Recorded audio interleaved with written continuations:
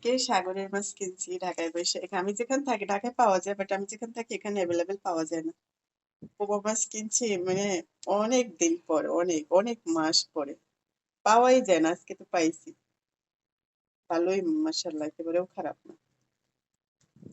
একটা মাছের একটু পেট গলছে।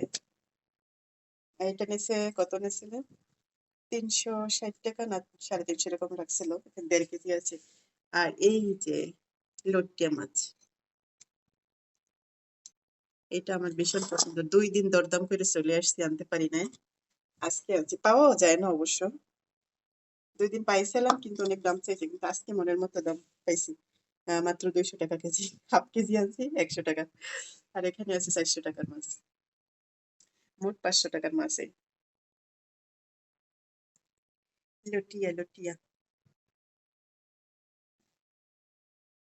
এই মাছটা তাজা কিনা এরকম উঠিয়ে দেখে, কিন্তু মনে হয় না তাজা,